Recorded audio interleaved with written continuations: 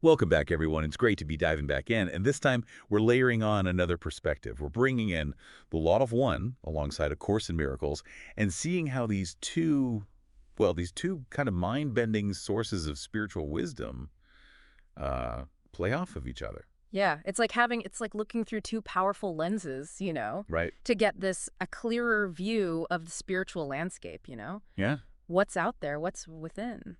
Okay, so last time in our deep dive into A Course in Miracles, we talked a lot about the ego Right. and how it sort of tries to keep us trapped in this cycle of fear, guilt, and just separation. Yeah, of course really emphasizes how the ego distorts our perception of reality, Hmm. and it makes us see ourselves as separate from God, separate from each other. Exactly. And he uses all sorts of like sneaky tactics Oh, for sure. to Yeah. keep us in that state of separation. Yeah. Judgment, blame, guilt, Uh-huh. all these things. And what's fascinating, I think, is that the Law of One offers a similar perspective, That's but with a little bit of a different twist. okay. It talks about this concept of service to self Okay. and how some entities actually choose that path. Like they choose service to self as their way to accelerate their evolution. And that might sound kind of counterintuitive. Okay, so let's unpack that a bit. Yeah. The Law of One talks about, entities like the Orion group Right. who, are associated with a service to self orientation. Yeah. How does that connect to like the ego that A Course in Miracles describes? Are they the same thing? That's a really great question, and I think it's important for us to sort of make a distinction here Yeah. because while both the ego, as it's described in the course, and the service to self entities that are in the Law of One, they both kind of operate from a place of separation, Right. right? They want to gain power and control, Uh-huh. but they're not necessarily the same thing. Okay, so what's the difference then? So, well, the ego, as described in the course, it's a thought system. Okay. It's a collection of beliefs and perceptions that we've kind of adopted, based on our experiences in this world. It's Yeah. like a false self Uh-huh. that we've created to protect ourselves from, pain, rejection, that sort of thing. Right. So, And that false self then creates all sorts of problems yeah, because it's based on that fear. fear and separation. Exactly. Okay. But service to self entities, as described in the Law of One, those are conscious beings. They've chosen a path of separation Right. as their primary mode of evolution. So they believe that the path to power, it lies in dominating others, accumulating knowledge resources for themselves rather than sharing them. Okay, so it's like they're playing a different game almost. Yeah. Operating from a different set of rules. Yeah. Yes, exactly. And while the ego might use, similar tactics, Right. manipulation, control, judgment, it's ultimately, a product of our own minds. It's a distorted perception of reality. But that we can choose to heal and transcend. Okay, that makes sense. But how does the idea of these service to self entities trying to accelerate their evolution, Right. how does that square with the Law of One's emphasis on love and unity? It seems a little contradictory. Right. Well, that's where things get really, really interesting. Okay. Because the Law of One actually suggests that all paths ultimately they lead back to the creator. Okay. But some paths are longer, Okay. more circuitous. So the service to self path is like taking the scenic route. In a way, yes, it's a path of learning through contrast, Okay. through experiencing the consequences, Uh-huh. of separation, control. And eventually those experiences lead to like a realization that true power lies in that unity, that love, Exactly. not in the domination and separation. It's a process. It's a process of evolution, and everyone is on their own unique path. Okay, so how does all of this relate to like, our own journey of personal and spiritual growth? What can we learn from both of these perspectives? I think one of the key takeaways here is the importance of recognizing the ego's influence in our own lives. Right. Just being aware of it. And A Course in Miracles, it encourages us to question the ego's motives, Right. to see through those illusions. To see the ego's tricks. Yeah. And the Law of One suggests that we can be aware of these service to self influences, and not just within ourselves, Right. but also in the world around us. And it's not about judging or condemning those influences. Right. It's about recognizing them for what they are Hmm. and making choices that align with our, with our deepest values. Okay, yeah, and I think that's where forgiveness comes in. Yes. We talked a lot about forgiveness in the last deep dive. Yes, we did. And A Course in Miracles, really, it emphasizes forgiveness as that path to recognizing our inherent innocence and healing our perception of the world. Mhm. It actually calls it the miracle worker. And the law of one suggests that understanding and applying the principle of forgiveness, Hmm. that enables positively oriented beings to progress toward the creator, Hmm. and that leads to spiritual evolution. Right. So it's almost like forgiveness is the key that unlocks the door Exactly. to a higher level of consciousness. Yeah. Lets us release the grip of the ego, let go of the past. Yeah, and step into the present moment with an open heart. Right, Yeah. right. Okay, I'm following you. But forgiveness can be, really challenging, Oh, yeah. especially when, we've been hurt or betrayed or just, it feels difficult. So how do we actually practice it? Yeah, how do we practice forgiveness when it feels so difficult? Right. Well, of course, in Miracles, it suggests that the first step is to simply, become aware. Okay. Become aware of the ego's judgments and grievances. Okay. That inner critic that's always pointing fingers and finding fault. Exactly. And as we become more aware of those judgments, we can start to question them. We Right. can ask ourselves, is this thought really true? Right. Is it serving me? Is it helping me to create the kind of world I want to live in? Right. So it's about becoming more conscious, more aware of those thoughts Mm-hmm. and choosing to focus on the ones that are aligned with, love, peace, forgiveness. Yes. And the law of one adds another layer to this because it suggests that forgiveness is not about, condoning harmful actions, but it's about recognizing that everyone is on their own unique path. Right. And we all make mistakes, along the way. Yeah. Just part of the journey. So it's about having compassion for ourselves and for others, Right. recognizing that, we're all doing the best we can with the understanding we have at any given moment. Exactly, exactly. And I think that's a really important point because it takes the pressure off. Yeah. It takes the pressure off of trying to be perfect or expecting others to be perfect. Right. It allows us to see ourselves and others with more kindness and understanding. Okay, so we've talked about the ego, service to self, and forgiveness. I mean, where do we go from here? What are some other key insights that kind of emerge when we weave together the wisdom of A Course in Miracles and the Law of One? Well, both sources talk about the importance of miracles, Right. but they approach the concept in slightly different ways. Okay. A Course in Miracles, it defines miracles as these shifts in perception Okay. that bring more love to everyone involved. Yeah. So it's about choosing to see the world through a lens of abundance and unity instead of lack and separation. Right, like choosing to believe that we're all connected, that we're all part of the same divine source, even when it doesn't look that way on the surface. Exactly.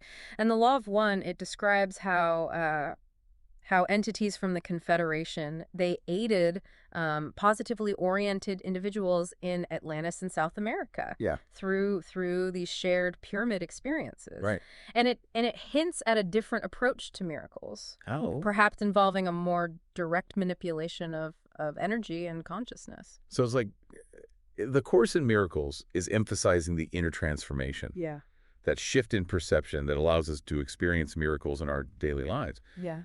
But the Law of One is hinting at a more advanced level of technology Hmm. that might have been used in ancient times to facilitate healing and transformation. That's a really insightful observation. And I think it highlights the fact that miracles can manifest in many different ways, Right. both internally and externally. And it's not always about supernatural events or defying the laws of physics. Mhm. It's about aligning with a higher order of reality, Right. a reality of love and interconnectedness. That makes sense. Hmm. But how do these different perspectives on miracles challenge our assumptions about healing and transformation? Hmm. What can we learn from them that might be applicable to our own lives? I think one of the key takeaways is that healing and transformation are not always linear processes. They can happen in sudden bursts, Okay. like a flash of insight or a spontaneous remission. So it's not always about about following a step-by-step program or forcing ourselves to change. Yeah. Sometimes it's about surrendering to a power greater than ourselves Yeah. Yeah. and allowing the miracles to unfold in their own time and way. Exactly. And I think both of these sources are pointing us toward a deeper understanding of the nature of reality. A reality where consciousness and energy are interwoven in ways that we're only beginning to grasp. Okay, so we're starting to see some of those connections between A Course in Miracles and the Law of One. They both emphasize the importance of forgiveness, they both talk about miracles, and they both point us towards a reality that is, well, far more expansive and interconnected than we might imagine. Yes, and as we continue to explore these teachings, All right. I think we're going to uncover even more fascinating connections and Yeah. insights that can help us to navigate our own journeys Sure. of spiritual awakening and transformation. This is incredible. It feels like we're just scratching the surface Yeah. of these profound teachings. Yeah. But where do we go from here? I mean, what's the next layer of understanding that we can kind of uncover? Well, both A Course in Miracles and the Law of One, they explore the role of the unconscious mind, Okay. in shaping our experiences. And the course delves into the ego's misinterpretation of impulses from both the body and from God. Okay. And it highlights the need to differentiate between those two, Yeah, okay. for healing to occur. That's interesting. So it's like we need to learn how to discern between the ego's voice, Mm. which is rooted in, fear and separation, Right. and the voice of our higher selves, Yes. which Yeah. is aligned with love and truth. Exactly. And the Law of One, it actually connects the unconscious mind with the archetype of the high priestess in the tarot. Okay. And it suggests that the unconscious is the potentiator of all experience. It's like the fertile ground, from which our thoughts and beliefs and perceptions all emerge. So it's not just a passive storage space for memories and repressed emotions. Right. It's an active force. It's an active force that's constantly shaping our reality. Okay. I'm intrigued. So how can understanding the interplay of psychic energy and the unconscious help us navigate the challenges of the physical and spiritual realms? Yeah. What practical insights can we glean from these perspectives? That's a great question, and one that we'll delve into deeper in the next part of our deep dive, picking up where we left off. Hmm. Let's delve a little deeper into how understanding the interplay of psychic energy and the unconscious can help us navigate our spiritual journeys. It can really be a guide for us. Okay. You mentioned that the Course in Miracles, it highlights the need to differentiate between those impulses that are coming from the ego and those that are coming from a higher source. Exactly. The course, it suggests that the ego, it's driven by that fear and that illusion of separation. It often misinterprets those impulses from both our physical bodies and our spiritual selves, Uh-huh. and that leads to a lot of confusion, a lot of suffering. So how do we tell the difference? How can we be sure whether a feeling or an impulse is coming from, the ego or from something deeper, something truer? Right. The course emphasizes the importance of developing that discernment, that Okay. kind of inner radar Uh-huh. that allows us to distinguish between the ego's voice and the voice of the Holy Spirit, which represents that connection to God or to our higher self. Okay. So how do we develop that discernment? Is it like a muscle that we need to exercise? In a way, yes. It involves becoming more mindful, more aware of our thoughts, our feelings, and really our motivations. Okay. The ego's impulses, they tend to be rooted in fear or lack or a desire for control, Hmm. while those impulses that are from the Holy Spirit, they tend to be more associated with love, with peace, and a sense of kind of expansion. Okay. So it's about paying attention to the quality of our thoughts and feelings. Mm. Noticing, whether they make us feel kind of constricted or expansive. Exactly. And the more we practice this kind of mindful awareness, the easier it becomes to discern between those two voices. Now, you also mentioned that the law of one, it connects the unconscious mind with the archetype of the high priestess in the Okay. tarot. Yeah, yeah. The Law of One suggests that the High Priestess, she represents that unconscious mind, Okay. which acts as a potentiator of all experience. It's like the fertile ground Hmm. from which our thoughts, beliefs, and perceptions, they all emerge. So it's not just a passive storage space, Mhm. you know, for memories and repressed emotions. Right. It's an active It's force. an active force that's constantly shaping our Right. realities. Okay. And what's fascinating is that both sources seem to agree that the unconscious mind it's incredibly powerful, but it can also be easily influenced by both positive and negative energies. Oh, for sure. Right. Yeah. So it's like I don't know. It's like a garden that needs tending. You know, if we're not careful, weeds can take over. But if we cultivate it with care and intention, we can grow these beautiful flowers and nourishing fruits. That's a wonderful analogy, Okay. and I think it really highlights that importance of being mindful of the kinds of thoughts and beliefs that we're planting in the fertile ground of our unconscious minds. Okay. So how do we do that? How do we cultivate a more uh, positive and loving unconscious mind? Well, both Course in Miracles and the Law of One, Mm-hmm. they emphasize the importance of forgiveness. Right. When we hold on to grudges, resentment, anger, Uh-huh. we create these energetic blockages Mm-hmm.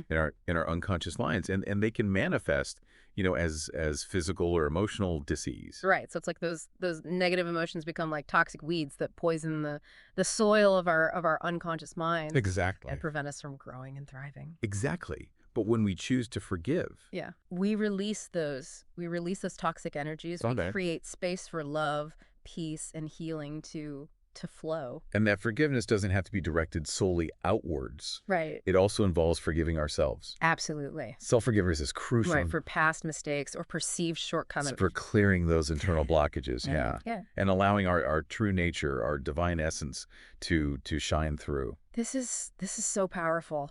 It's Yeah, like we're starting to see how these two seemingly disparate sources, A Course in Miracles and the Law of One, are actually offering like complementary perspectives yep. on the same underlying truth about the nature of reality and the path to spiritual awakening. I agree. And as we continue to explore these teachings, Right. I think we'll uncover even more fascinating connections and insights that can help us to live, more fulfilling and meaningful lives. You mentioned earlier that both A Course in Miracles and the Law of One Mm. acknowledge the influence of both positive and negative energies on our unconscious minds. Yes. Can you elaborate on that a bit? Mm. What do these sources say about how to protect ourselves from those negative energies? That's a crucial question, especially in a world where we're constantly bombarded with information and energies from a variety of sources. It can be difficult to sort of sift through it all. Right, it's like we're swimming in an ocean of energy, Yeah. and it's not always easy to tell which currents are beneficial and which ones are harmful. Precisely.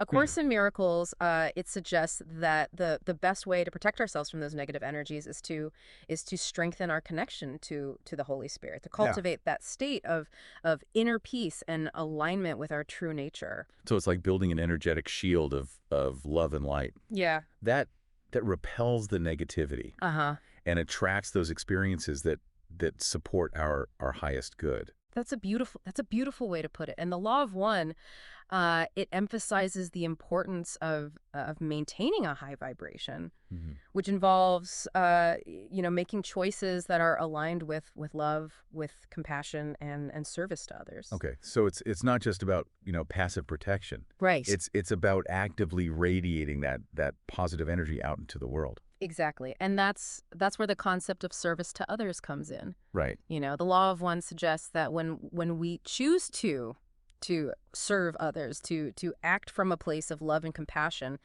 we naturally raise our vibration and we become less susceptible to those negative influences. Okay, that makes sense. But how do we balance like self-care with service to others? Yeah. I mean, it's easy to feel depleted or overwhelmed when we're constantly giving to others. That's a valid concern. And it's important to remember that service to others is not about, sacrificing our own well-being Right. or becoming martyrs. It's about finding a sustainable way Okay. to contribute to the greater good while also honoring our own needs and boundaries. So it's like the oxygen mask analogy on an airplane. Right. We need to put on our own mask first before we Yeah. can help others. Exactly. Right. Self-care is essential for maintaining a high vibration and for being of service in a sustainable way. Oh. It involves things like, prioritizing our physical health, nurturing our emotional well-being,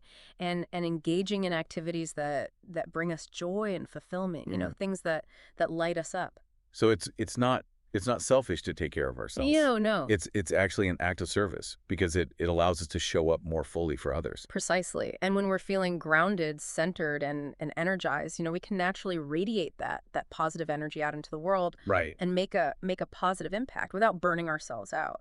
Right. Now we were talking earlier about the concept of harvest and the law of one. Right. A time when those who have aligned with a path of service to others Hmm. are able to transition to a higher density of consciousness. Hmm. Can you elaborate on what that means and how it relates to our current times? Sure. So harvest, as described by Ra, it's a natural process of spiritual evolution, a time when the veils between densities, they kind of thin, and souls have the opportunity to graduate, so to speak, to a realm of greater love, greater light, greater understanding. It's a time of accelerated growth and transformation, Okay. a time when the seeds that we've sown throughout our lifetimes come to fruition. We reap what we've sown. And it seems that we're currently in a period of intense transformation, upheaval, Yeah. a time when many people are awakening to their spiritual potential and questioning the old paradigms that no longer serve humanity. Does that relate to this concept of harvest? Absolutely. There are signs everywhere, of this growing awareness. Uh-huh. More and more people are questioning the old paradigms, the old paradigms of fear, separation, scarcity, Right. and embracing a more holistic and interconnected worldview. It's like the Hmm. collective consciousness of humanity is shifting, Okay. preparing for a leap in evolution. That's exciting. But it also makes me wonder what what happens to those who haven't, aligned with the path of service to others. Right. What is the law of one? What does it say about that? Well, the law of one, it emphasizes that there's no judgment, Ah, no condemnation. right. Those who haven't yet embraced a path of service to others, they simply, continue their journey in Uh-huh. a realm that reflects their current level of consciousness. They Mm. they may choose to, reincarnate into a third density reality, Uh-huh. or move on to a different planetary sphere that Yeah. that resonates with their vibrational frequency. So it's not like a punishment or a reward system. Right. It's more like a natural sorting process Yeah. where souls are drawn to those experiences that best support their continued growth and evolution. Yes. And it's important to remember that everyone is on their own unique path, Right. you know? Uh-huh. We all have the potential to awaken to our true nature regardless of where we are on that journey. That's a comforting thought. And it reminds us that compassion and understanding are essential, Yeah. you know. Yeah. Even for those who seem to be making choices that are harmful to themselves or others. Absolutely. We are all in this together, Yeah. Right. And we all have the capacity to learn, to grow, to evolve. Okay. So we've talked about forgiveness, service to others, and the harvest. Are there any other key concepts from A Course in Miracles and the Law of One that we can kind of weave together to gain a deeper understanding of this process of spiritual awakening and transformation? Well, both sources place a strong emphasis on the power of our thoughts Uh, to create our reality. this- Course in Miracles states that thoughts are things, suggesting that our thoughts, they have a tangible impact on our experiences. okay, so it's not just about, positive thinking. It's No. about recognizing that our thoughts have a real and a measurable effect Uh-huh. on the world around us. Precisely. And the law of one, it echoes the sentiment, Yeah. suggesting that we are all co-creators of our reality, Right. and that our thoughts, beliefs, and emotions, they shape the world that we experience. That's empowering. But it Yeah. also it also feels like a lot of responsibility. Right. Yeah. If our thoughts create our reality, does that mean that we're to blame for everything that happens to us? That's That's a common misunderstanding, and I think it's important to differentiate between responsibility and blame. Okay. You know, Course in Miracles, it teaches that while we are responsible for our thoughts, we are not to blame for the events or circumstances that unfold in our lives. Okay. So it's not about guilt or self-punishment. Right. It's about recognizing the power we have Uh-huh. to choose our thoughts Right. and to create a more loving and peaceful reality. Exactly. And the law of one, it adds another layer to this that by emphasizing the importance of free will. Okay. While our thoughts they create our individual realities, we also exist within a collective reality Right. that is co-created by all So beings. it's like we're all contributing to a giant tapestry, Yeah. and our individual threads are woven together Yeah. to create that larger picture. That's a beautiful analogy. Okay. And it reminds us that our thoughts and actions, they have a ripple effect Uh-huh. that extends far, far beyond ourselves, Oh. impacting the people around us, our communities, and ultimately the entire planet. Okay. I'm starting to see how all of these concepts are interconnected. Yeah. You know, forgiveness, it helps us to release those negative energies Uh-huh. and to create space for love and healing, Right. service to others. It raises our vibration Uh-huh. and aligns us with that creative force of the universe. Yes. And the power of thought, it allows us to consciously shape our reality Mm-hmm. and to contribute to the creation of a more loving and harmonious world for ourselves and for generations to come. Yes, and I think the most important takeaway from all of this is that we're not alone on this journey. Right. Both the miracles and the law of one emphasize that there are countless beings of love and light who are dedicated to serving the Creator and supporting the evolution of consciousness throughout the universe. So it's like we have a whole team of spiritual helpers cheering us on from behind the scenes. Exactly. And while they may not always, intervene directly in our lives, Right. they are always available to offer guidance, support, inspiration, Okay. if we're open to receiving it. This is incredible. It feels like we're just beginning to scratch the surface of these profound teachings. Yeah. But we've covered so much ground already. Indeed, we have. Let's continue exploring these ideas in the next part of our deep dive. So last time we really kind of dug into the role of forgiveness and the power of thought and how they sort of relate to this whole process of spiritual evolution. Right. We also touched on the idea of service to others Mm-hmm. and how that can raise our vibration and align us with those creative forces of the universe. Yeah. I'm eager to see where we go next with this.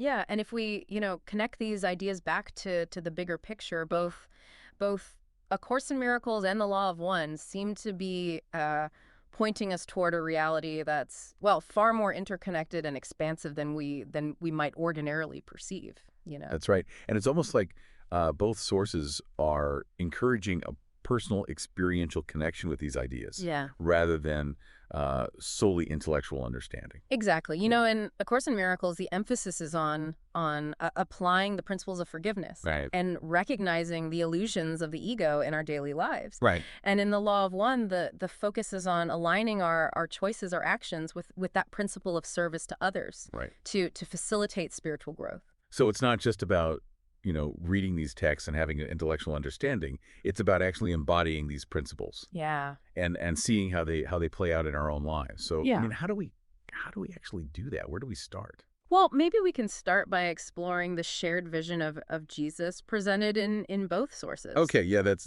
interesting. Both A Course in Miracles and the Law of One offer unique perspectives on Jesus and his teachings. Right. The Course presents what it calls a modern-day interpretation of his message, Okay. a restatement of his core teachings for a 20th century audience, while the Law of One channels a being claiming to be part of a confederation that once aided Jesus during his time on Earth. So two very different lenses, Yeah. but both focused on the same figure. Uh-huh. That's fascinating. What do you think is the significance of that? Why this emphasis on Jesus in both of these sources? I think it has to do with the universality of his message, the timeless wisdom that he embodied.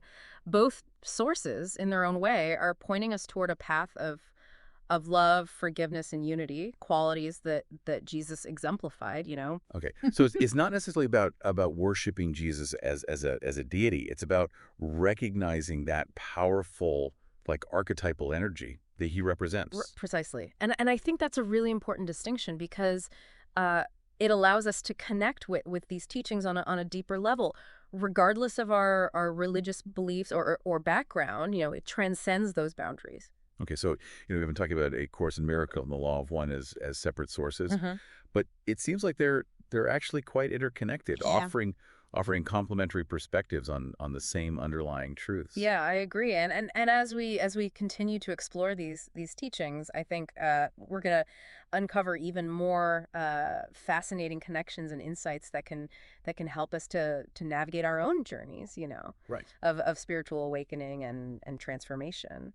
This has been an incredible deep dive. You Yeah. know, we've covered so much ground today exploring the profound teachings of the Law of One and A Course in Miracles, Yes. and how they intertwine to offer a roadmap for spiritual awakening, healing, and transformation. It's really been pretty incredible. It's been a privilege to share this exploration with you, and I hope it's sparked something within you, a Yeah. sense of curiosity or a desire to learn more, Right. or perhaps even a glimmer of recognition of your own divine nature.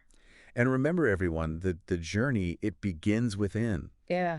It Yeah. starts with a choice, a willingness to question those old paradigms, to open our hearts and minds to new possibilities, and to embrace the truth that we are all interconnected, that we are all expressions of the divine, Mhm. and that we have the power to create a more loving and harmonious world for ourselves and for generations to come. Until next time, may you walk in peace, love, and light. Namaste. Namaste.